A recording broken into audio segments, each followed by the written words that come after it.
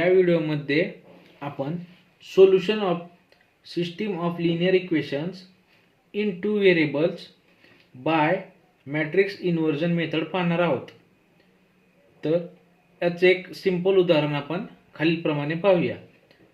इथे first equation दिलेलं आहे 3x + y = 1 आणि सेकंड इक्वेशन दिलेलं आहे 5x + 2y = 3। हे मॅट्रिक्स सिस्टीम मध्ये खालीलप्रमाणे लिहूया। a × x = b। इथे a हा मॅट्रिक्स अननोन व्हेरिएबलच्या कोइफिशिएंटचा आहे आणि x हा मॅट्रिक्स अननोन व्हेरिएबल्सचा आहे आणि b इक्वल साइनच्या राइट हँडचे दोन क्वांटिटी आहेत। हा मॅट्रिक्स आपण खालीलप्रमाणे लिहूया। हा इथे a मॅट्रिक्स लिहिलेला आहे, इथे अननोन व्हेरिएबल आणि right hand side of the equal साइनचे दोन क्वांटिटी इथे लिहिलेले आहेत। आता आपण determinant of a find out करूया। तर डिटर्मिनंट ऑफ a बरोबर 6 - 5 म्हणजे 3 × 2 चं क्रॉस मल्टिप्लिकेशन केलेलं आहे मायनस 5 × 1 चं क्रॉस मल्टिप्लिकेशन केलेलं आहे = 1 येत आहे आणि ते नॉट इक्वल टू 0 आहे। जर डिटर्मिनंट नॉट इक्वल टू 0 असेल तेव्हाच a इन्व्हर्स एक्झिस्ट होतो।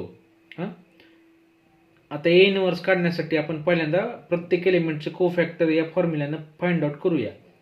आता कोफॅक्टर ऑफ a11 -1 ह्या 1 आणि 1 सफिक्सचा बेरीज इथं पॉवरला लिहिलेली आहे -1 इंटू मायनर ऑफ a11 चा मायनर कोणता आहे? फर्स्ट रो आणि फर्स्ट कॉलम सोडून राहिलेला एलिमेंट हा 2 इथं आलाय 2। त्याच पद्धतीने a12 चा कोइफॅक्टर काढताना -1 हे 1 आणि 2 ची बेरीज पॉवरला लिहिलेली आहे इंटू मायनर म्हणजेच 5 बरोबर -5। त्यानंतर 21 चा कोइफॅक्टर बरोबर -1/3 2 आणि 1 ची बेरीज डोक्याला लिहिलेली आहे पॉवरला इंटू मायनर ऑफ a21 बरोबर -1 इंटू +1 हा इथला मायनर इथे लिहिलेला आहे बरोबर -1 आलेला आहे कोफॅक्टर। तसंच कोफॅक्टर ऑफ a22 बरोबर -1/4 म्हणजेच सफिक्सच्या 2 आणि 2 ची बेरीज इथं पॉवरला लिहिलेली आहे इंटू मायनर ऑफ a22।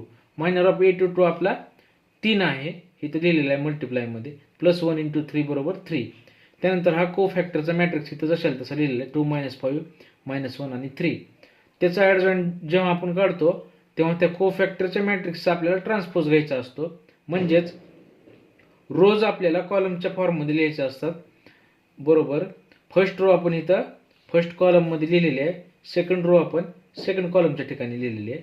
त्यानंतर a इन्व्हर्स बरोबर 1 determinant of a into adjoint of a बरोबर 1/1 इंटू ॲडजॉइंट ऑफ a चा हा मॅट्रिक्स बरोबर तो मॅट्रिक्स तसाच राहतो कारण आपण त्याला 1 ने डिवाइड केलेला आहे।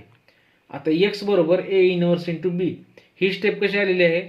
ह्या इक्वेशनला a इन्व्हर्स ने मल्टिप्लाय केलेला आहे, तर a इन्व्हर्स इंटू a बरोबर युनिट मॅट्रिक्स येणार आहे त्यामुळे इथं 1 घेतलेला आहे = a इन्व्हर्स इंटू b कारण आपल्याला इक्वेशनच्या दोन्ही साईडला a इन्व्हर्स ने मल्टिप्लाय करावे लागणार आहे।